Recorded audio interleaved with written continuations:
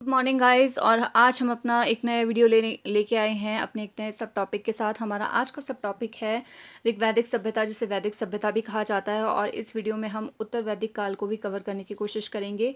और इस वीडियो में हम आपको प्रोवाइड करवाएंगे वैदिक काल के इंपॉर्टेंट फैक्ट्स और इम्पॉर्टेंट जानकारी विद डिस्क्रिप्शन, जो एग्जाम के पॉइंट ऑफ व्यू से काफ़ी इंपॉर्टेंट है।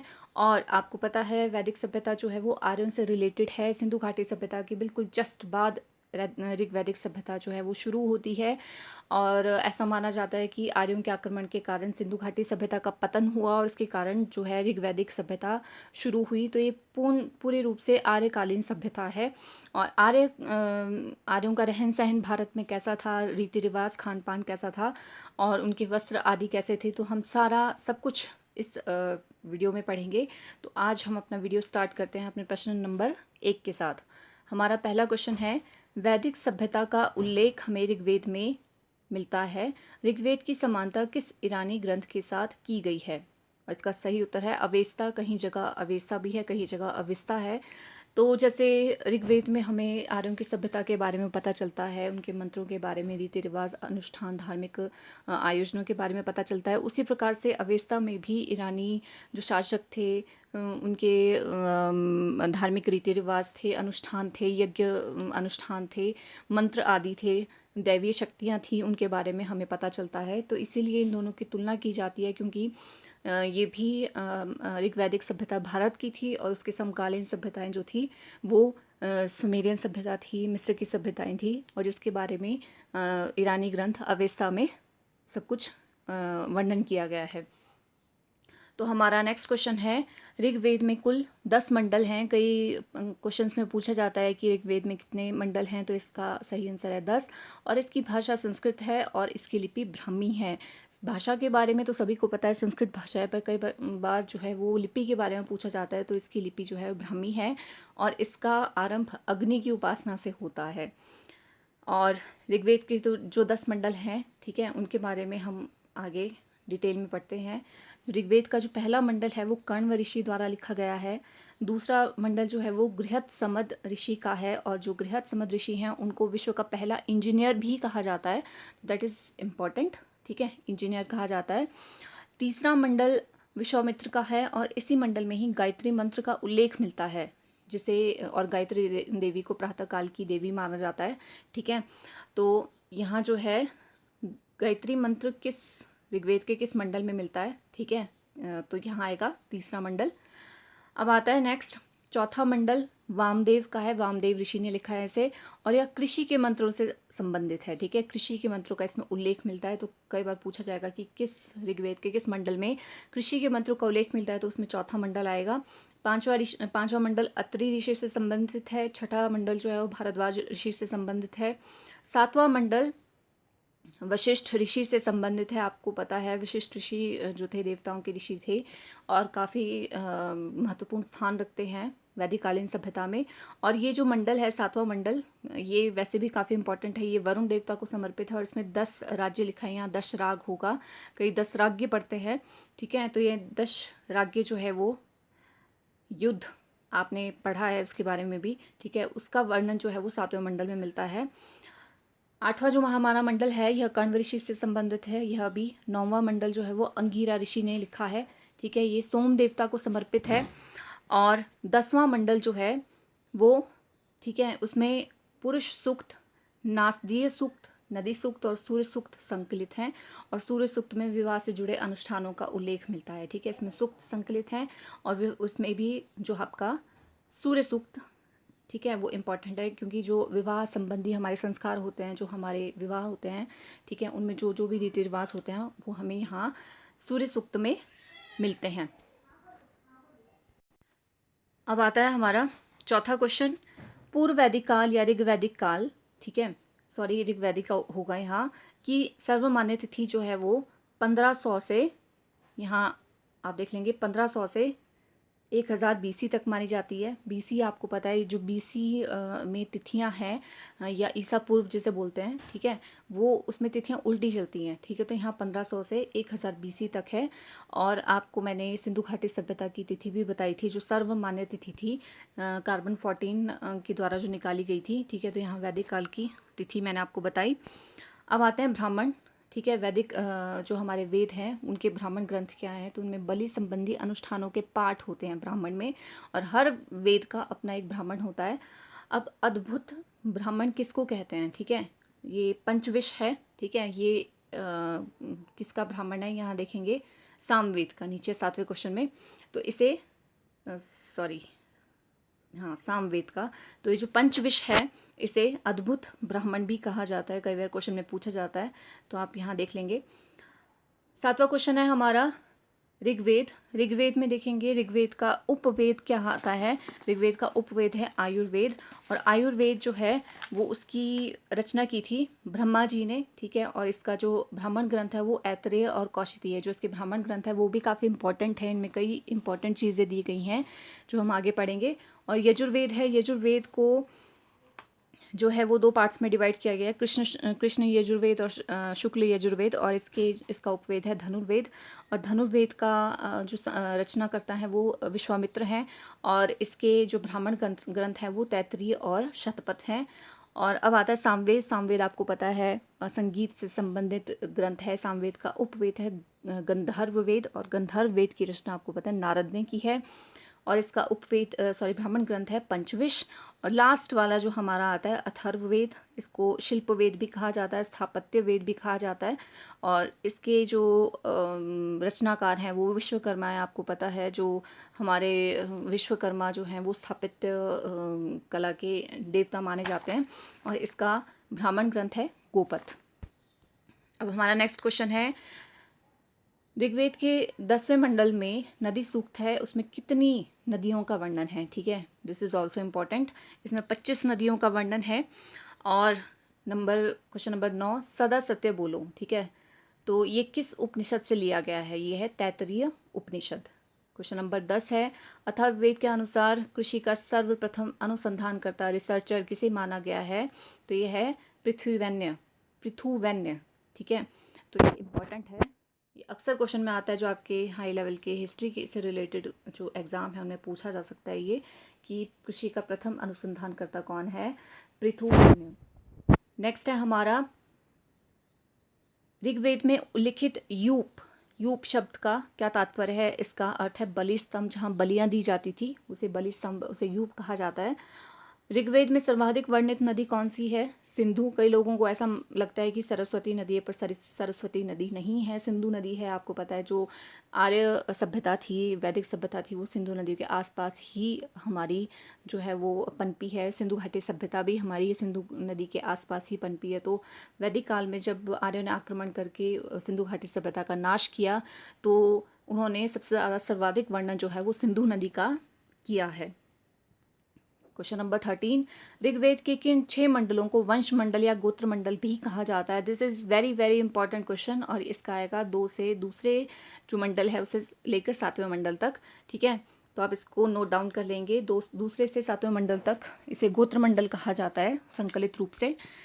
नेक्स्ट है हमारा ऐतरेय ब्राह्मण में शुनशेप, ठीक है, की कथा का वर्णन है, ठीक है। और ये इंपॉर्टेंट है। शुनशेप जो है उसके पिता ने उसको बेच दिया था, ठीक है, 100 गायों के बदले अप्रॉक्सीमेटली, अगर मैं गलत नहीं हूँ, ठीक है। तो ये काफ़ी इंपॉर्टेंट स्टोरी है, जिससे पता चलता है कि समाज हमारा पितृसत्तात्मक था, पिता की ज़्यादा महत्ता थी हमारे समाज में ऋग्वैदिक काल में।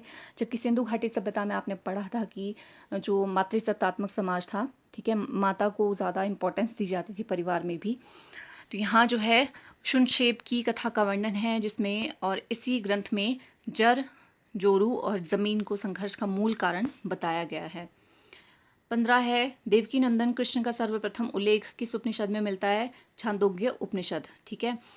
क्वेश्चन नंबर 16 है यह विवाह गीतों का उल्लेख करने वाला सबसे प्राचीन उपनिषद है। इसमें उदालक, आरुणि और उसके पुत्र श्वेत केतु के बीच हुए वार्तालाप का वर्णन भी मिलता है।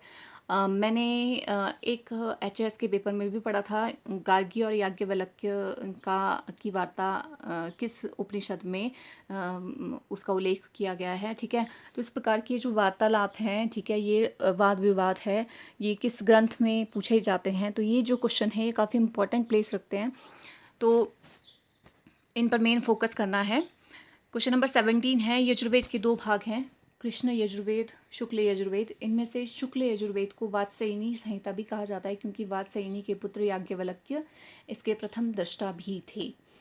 अब आता है 18, वेरी इंपॉर्टेंट, शतपथ ब्राह्मण। आपको पता है शतपथ जो ब्राह्मण है वो किस वेद का ये है, ये है हमारा यजुर्वेद का, ठीक है। तो यजुर्वेद का जो ब्राह्मण ग्रंथ है शतपथ, इसमें किस किस चीज़ का वर्णन है आप ये देखिए।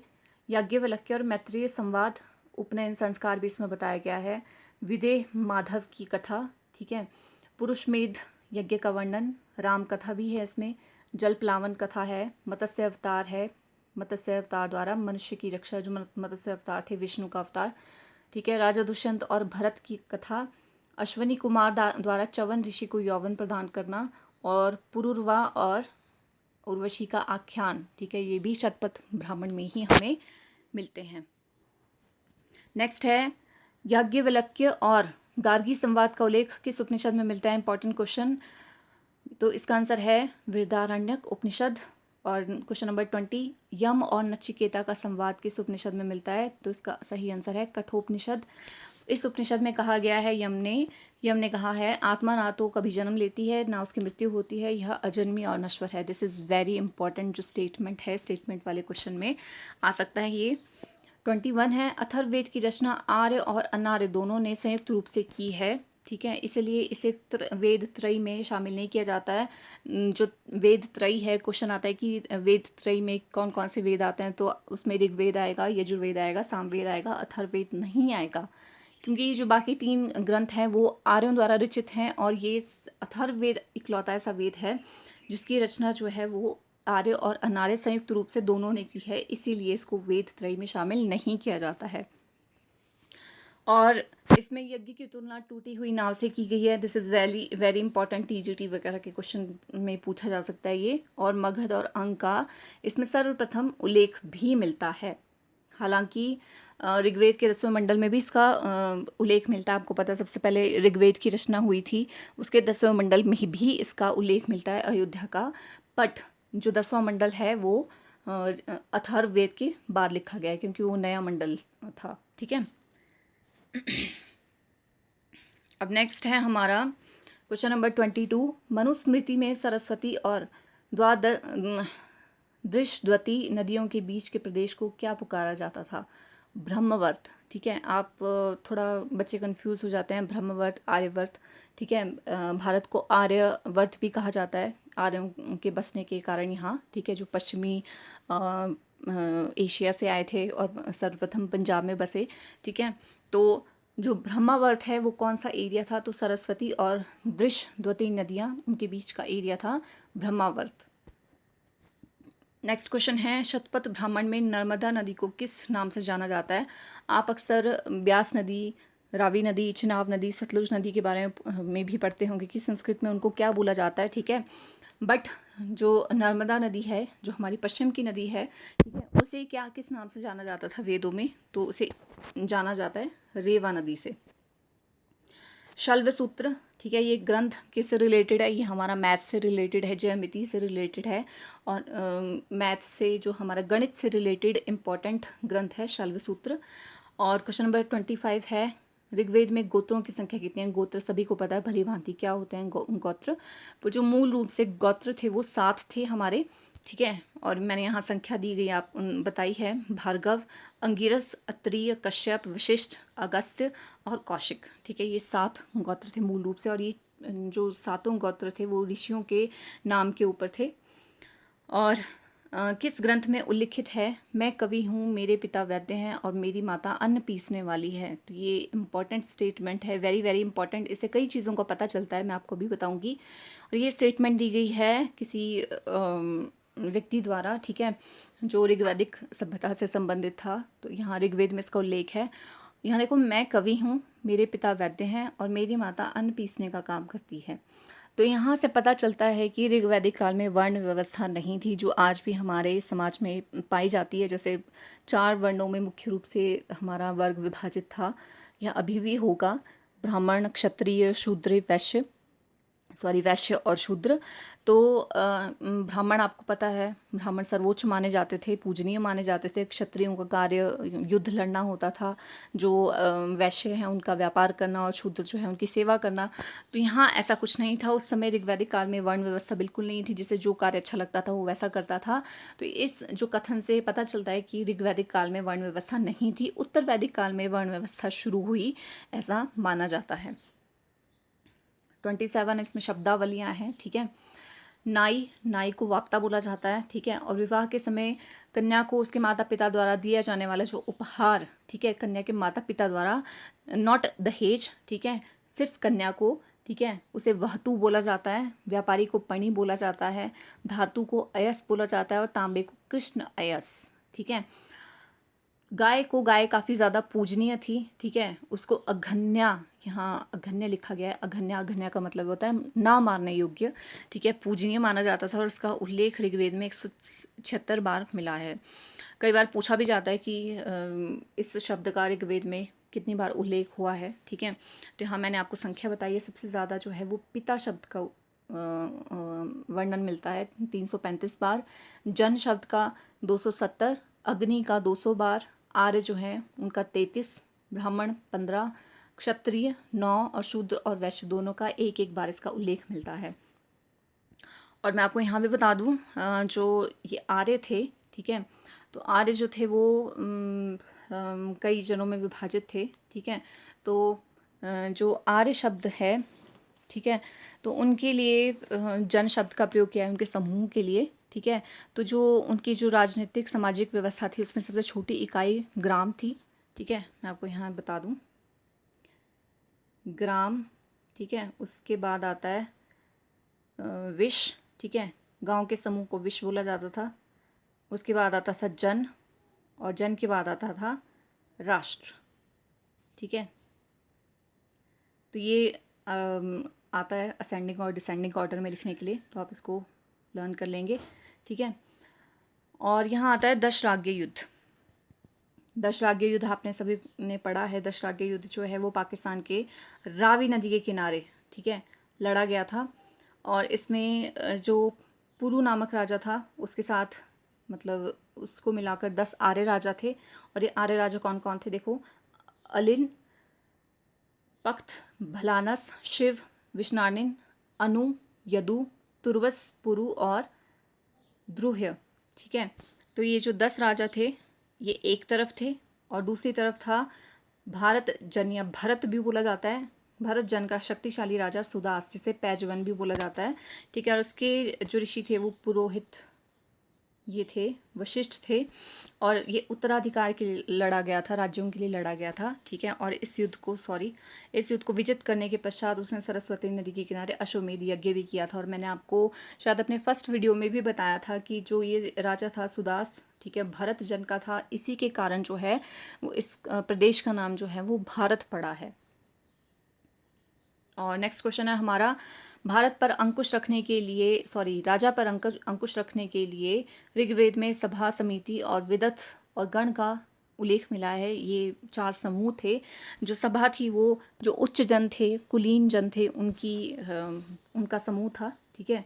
और जो समिति थी वो आम लोग, जो जनता थी, उनका समूह था, वो उसमें भाग ले सकते थे, ठीक है। जो विदत थी, ये भी आम लोगों का समूह था, जिसमें धार्मिक लोग भी थे, स्त्रियां भी इसमें भाग ले सकती थी। जो गण है उसके बारे में अभी कुछ भी स्पष्ट नहीं है, ठीक है। तो 3 चीज़ें हैं। और एक और चीज़ है, सभा और समिति को प्रजापति की 2 पुत्रियां कहा गया है। ये इंपॉर्टेंट चीज़ है, ये अथर्ववेद में बोली गई है। तो नेक्स्ट है हमारा नीवी, वास और अधिवास, ठीक है। तो ये वस्त्र हैं, वस्त्रों के प्रकार हैं, ठीक है। नीवी जो कमर के नीचे पहना जाता है, ठीक है। वास जो है वो कमर के ऊपर पहना जाने वाला वस्त्र है। और अधिवास जो है वो ऊपर एक चादर या दुपट्टे की तरह ओढ़ा जाने वाला वस्त्र था, ठीक है। तो ये वस्त्रों के प्रकार हैं आर्यों के। 33 क्वेश्चन में है, जो ऋग्वैदिक काल की सभ्यता थी वो मौखिक थी, ठीक है। आपने सिंधु घाटी सभ्यता में पढ़ा, जो उनकी लिपि थी वो लिखित थी, हमें लिखित रूप में प्राप्त हुई है। बट यहाँ जो पूरी शिक्षा थी, गुरुकुलों में भी जो शिक्षा दी जाती थी वो संपूर्ण रूप से मौखिक थी। अब आते हैं 34 क्वेश्चन है, सामाजिक जीवन में 16 संस्कारों का उल्लेख मिलता है। आपको पता है हम कहीं ना कहीं इन 16 संस्कारों को इम्प्लीमेंट करते हैं अपनी लाइफ में। कई लोगों को इनके बारे में पूरी तरीके से पता नहीं है, पर यहाँ मैं आपको बताती हूँ 16 संस्कार। थोड़ा इमेज यहाँ है, ठीक है। तो सबसे पहले आता है हमारा पहला संस्कार है गर्भाधान, ठीक है। अनुष्ठान किए जाते थे, यज्ञ किए जाते थे पुत्र प्राप्ति के लिए, ठीक है। तो उसे गर्भाधान अनुष्ठान कहा जाता है, संस्कार कहा जाता है। फिर आता है पुंसवन, जिसमें अनाउंसमेंट की जाती है कि स्त्री गर्भवती है या शिशु आने वाला है। थर्ड आता है हमारा, यहाँ है सीमांतोयन संस्कार। थोड़ा क्लियर नहीं है आपको, ठीक है। इसमें जो पहले प्राचीन आजकल जो गोद भराई की रस्म होती है, ये बेबी शावर जिसे बोलते हैं, उस प्रकार का संस्कार था। इसमें गर्भ की रक्षा के लिए अनुष्ठान किया जाता था, ठीक है। और जात कर्म संस्कार, जब शिशु पैदा हो जाता है, ठीक है, तो उसका जो पिता है सर्वप्रथम उसे पिता या मामा जो हैं वो शहद चटाते हैं, ठीक है। तो उसे जात कर्म संस्कार बोला जाता है, ठीक है। नामकरण संस्कार, आप ये वाला संस्कार देखेंगे, चौथा संस्कार है, पांचवा संस्कार। नामकरण संस्कार में नाम रखा जाता है एक पुरोहित को बुला के, ठीक है। निष्क्रिमण, जब बच्चे को सर्वप्रथम घर से बाहर निकाला जाता है, ठीक है। फिर आता है अन्नप्राशन। अन्नप्राशन में आपको पता है जब सर्वप्रथम बच्चे को अन्न खिलाया जाता है। फिर आता है चूड़ाकरण, ठीक है, ये है जब बाल काटे जाते हैं। ये है कर्णभेदन। कर्णभेदन भी काफ़ी इंपॉर्टेंट प्लेस रखता है। कर्णभेदन जब कान छेदे जाते हैं बच्चों के। उपनयन संस्कार, जब बच्चे को आश्रम भेजा जाता था अप्रॉक्सीमेटली 10 या 12 साल की उम्र में, ठीक है। फिर वेदारंभ, वेदों का आरंभ होता था, ठीक है।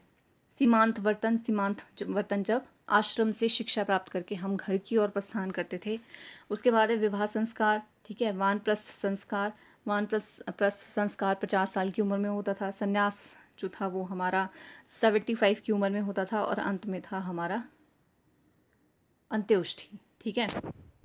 तो ये जो थे 16 संस्कार हैं हमारे वैदिक काल में आते हैं, ठीक है। अब आते हैं हमारे विवाह, ठीक है। विवाह 8 प्रकार के हैं। इसमें है ब्राह्म विवाह, ठीक है। ये माता पिता जो है वो उपयुक्त वर खोज कर अपनी बेटी का विवाह करते हैं उसके साथ, वर के साथ। दैव विवाह, ठीक है, पुरोहित के साथ कन्या का विवाह करना। जो यज्ञ करने वाला पुरोहित है उसको उसके साथ कन्या का विवाह करते हैं, तो उस विवाह को दैव विवाह कहा जाता है। आश्व विवाह, कन्या के पिता द्वारा वर से एक गाय और एक बैल या एक जोड़ा बैल लेकर अपनी कन्या का विवाह करना। और चौथा विवाह है बिना किसी दान दहेज के वर को अपनी कन्या सौंपना, ठीक है। तो आजकल हमारे जो समाज में ब्रह्म विवाह और प्रजापति विवाह होते हैं, ठीक है। और ये जो प्रथम 4 विवाह हैं ये अच्छे विवाहों की श्रेणी में माने जाते हैं। और जो लास्ट के 4 विवाह हैं वो निकृष्ट कार्य माना जाता है, निकृष्ट विवाह माने जाते हैं। ध्यान रखिए, असुर विवाह, कन्या के पिता द्वारा वर से धन लेकर, मतलब कन्या को बेचकर उसका विवाह करना। गंधर्व विवाह, ठीक है, माता पिता की इच्छा के विरुद्ध किया गया प्रेम विवाह। राक्षस विवाह में कन्या का अपहरण करना, ठीक है, बलपूर्वक विवाह। पैशाच विवाह, ठीक है, सोती हुई कन्या जो नशे में है या पागल कन्या है, ठीक है, उसके साथ विवाह करना। तो यहाँ जो प्रशंसनीय विवाह हैं वो पहले 4 हैं और निंदनीय विवाह हैं वो लास्ट के 4 हैं, ठीक है। अब आते हैं नियोग प्रथा, ठीक है। ऋग्वेद में जो था, मुझे ऐसा लगता है पर्सनली कि ऋग्वेद जो था काफ़ी फ्लेक्सिबल था रीति रिवाजों में, आज की तरह काफ़ी रिजिड रीति रिवाज नहीं थे। तो यहाँ उसमें एक प्रथा आती है नियोग प्रथा, ठीक है। नियोग प्रथा क्या थी, जब किसी औरत का जो पति मर जाता है, वो विधवा हो जाती है, तो उसे दूसरा विवाह करने की आज्ञा थी, ठीक है। पर शर्त ये थी कि वो अपने कुल में ही विवाह करे, अपने देवर या में किसी और से विवाह कर सकती थी, ठीक है। तो उसे नियोग विवाह कहा जाता था, नियोग प्रथा। और नेक्स्ट क्वेश्चन है हमारा क्षेत्र या उर्वरा, ठीक है, उसके लिए कृषि योग्य भूमि को कहा जाता है क्षेत्र या उर्वरा। सीर जो है हल या उसका फाल, उसे कहा जाता है यव जो है जौ को कहा जाता है। और कुल्या, कूप और अवट, ठीक है, या अश्म चक्र, ये सारे सिंचाई के साधन थे। कूप आपको पता है कुआं है, कुल्या नहर होती है, ठीक है। किवास या किसान बोला गया है ऋग्वेद में, उसको किसान बोला जाता है। ठीक है, ये सारे ऋग्वैदिक शब्दार्थ हैं। 38 क्वेश्चन है, तैत्तिरीय संहिता शतपथ में वैदिक काल की प्रथम श्रेणी के कुल अधिकारियों की संख्या 12 बताई गई है। ठीक है, और ये अधिकारी राजा के प्रशासन में सहायता के लिए होते थे, इन्हें रत्नी भी कहा जाता था। ठीक है, और इनकी संख्या जो है 12 है। और ये हैं पुरोहित, सेनानी, ग्रामीणी, संग्रहित, द्वारपाल, सूत, भागदूत, अक्षवाप, वावाता, परिवृति, महिषी, राजन्य। ठीक है, तो ये जो थे 12 रत्नी थे। और जब राजा राजसूय यज्ञ करता था, आपने कई यज्ञों के बारे में पढ़ा होगा, अश्वमेध यज्ञ, राजसूय यज्ञ, वाजपेय यज्ञ। तो इसमें जब राजसूय यज्ञ राजा करता था, तो राजसूय यज्ञ के समय राजा तो जो था, इन 12 रत्नियों के घर जो है वो आज्ञा लेने जाता था राजसूय यज्ञ के लिए। ठीक है, तो ये काफ़ी इंपॉर्टेंट है ये 12 रत्नी। 39 क्वेश्चन है, मानव का जीवन जो है 4 आश्रमों में बांटा गया है, और सर्वप्रथम इन आश्रमों का उल्लेख एक साथ कहाँ मिलता है? तो दिस इज़ वेरी इंपॉर्टेंट, जाबालो उपनिषद। ठीक है, इसमें पहला आता है ब्रह्मचर्य। ब्रह्मचर्य जो आश्रम है, अब देखिए यहाँ 4 आश्रम है, ब्रह्मचर्य आश्रम, गृहस्थ, वानप्रस्थ और संन्यास। तो आदमी की जो एवरेज आयु थी उस समय 100 साल मानी गई थी। तो प्रत्येक आश्रम जो था वो 25-25 साल का है। जो ब्रह्मचर्य है वो 1 से लेकर 25 तक, 25 वर्ष की आयु तक ब्रह्मचर्य का पालन करना होता था। 25 वर्ष के बाद 25 से 50 तक गृहस्थ आश्रम में रहना पड़ता था, और 50 से लेकर 75 तक वानप्रस्थ, और 75 से लेकर 100 तक आप संन्यास आश्रम में रहते थे। हमारा लास्ट क्वेश्चन है, उत्तर वैदिक काल में विधवा विवाह प्रचलित था। मैंने नियोग प्रथा के माध्यम से आपको बताया है। विधवा से उत्पन्न पुत्र को देधिशव्य, और जो स्त्री दूसरा विवाह कर ले, विवाहित होते हुए भी, विधवा नहीं है वो, विवाहित होते हुए भी दूसरा विवाह कर ले, उसके पुत्र को पुनर्भू, और दूसरे विवाह से उत्पन्न पुत्र को पौनर्भव कहा जाता था। ठीक है, तो ये इंपॉर्टेंट टर्म्स हैं, पूछी जाती हैं। ठीक है, तो आप इन्हें रट लेंगे। ठीक है, और आई होप आपको मेरा आज का वीडियो पसंद आया होगा। कोई आपको गलती लगती है या आप इम्प्रूवमेंट चाहते हैं, तो आप कमेंट सेक्शन में प्लीज़ प्लीज़ प्लीज़ कमेंट कीजिए। और अगर आपको ये वीडियो अच्छा लगता है तो लाइक एंड शेयर कीजिए। Thank you and have a nice day.